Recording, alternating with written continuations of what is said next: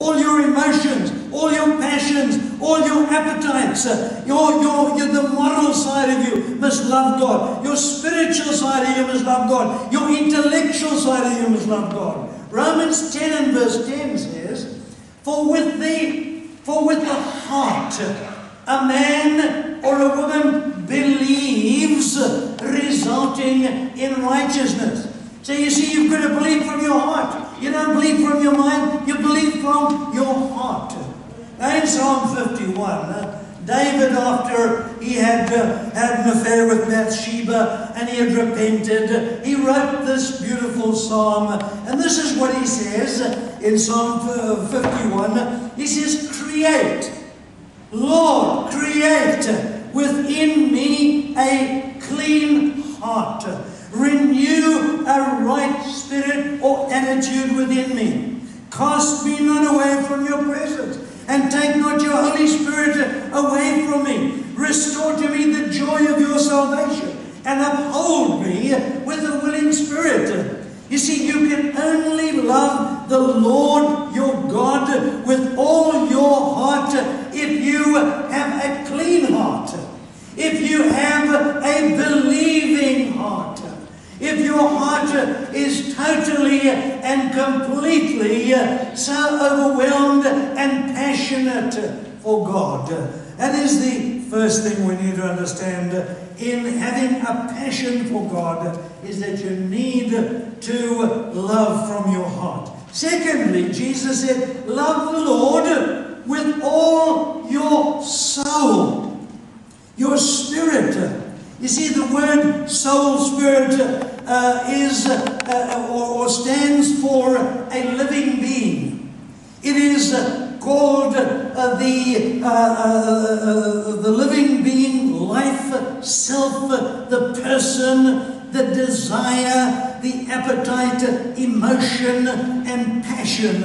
As the life breath, it departs death. You see, God breathed after he had made Adam. Adam was lying there. God came down and he breathed the ruach, the breath of God, into Adam's nostrils, and he became a living soul.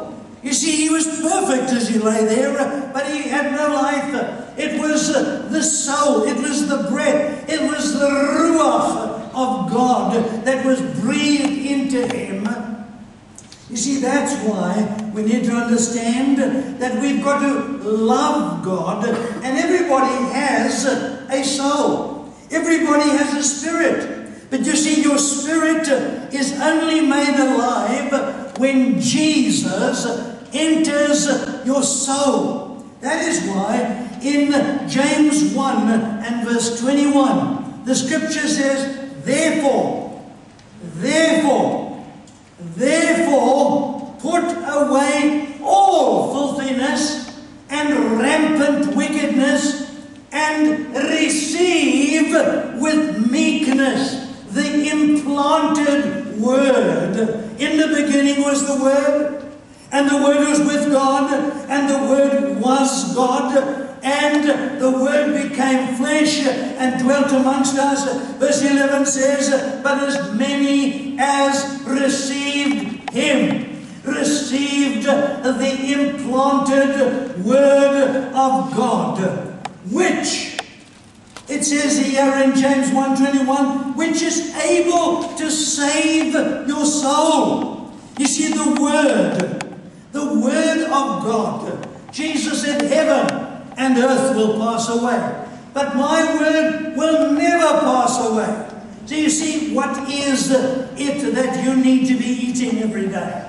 Yes, we eat breakfast, we eat tea, we eat lunch, we have tea again in the afternoon, we have supper, and then we still have a snack before we go to bed. We have about 5 or 6 snacks a day. Some people only have one. But of course, the most important thing that you and I need, the food for the soul, is the implanted Word of God, which is able to save your soul. I want to say to you this morning, that if you never read your Bible, that if you don't spend time with God's Word, I doubt your salvation.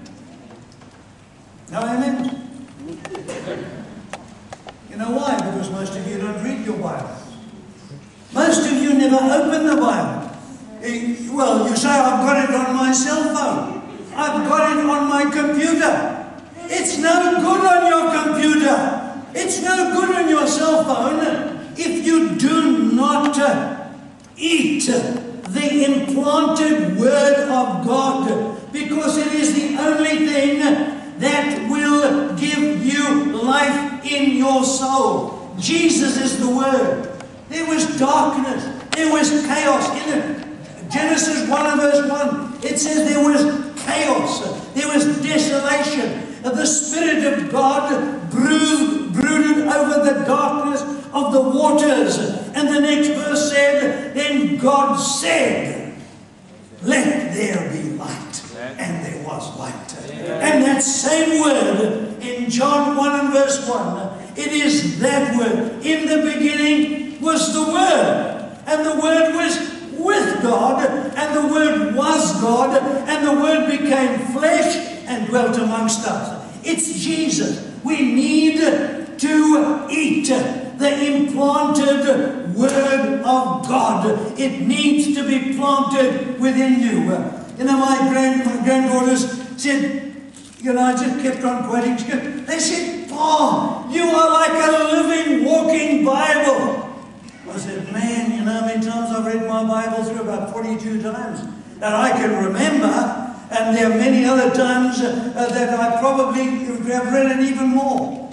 Folks, we need to take the implanted Word of God, because it is the only thing that will save your soul, and you need to receive it into your life. Receive, it says here, James 1:21, let me quote it again, if it's not up there, is that it? It says, therefore get rid of all moral filth and the evil that is so prevalent, and humbly accept the Word planted in you, which can save your soul. I don't like the NIV, I prefer mine. It says, receive with meekness the implanted Word, which is able to save your soul. Receive it. Okay? You'll have a passion for God when you read it. Number 3, Jesus says, love the Lord your God with all your mind.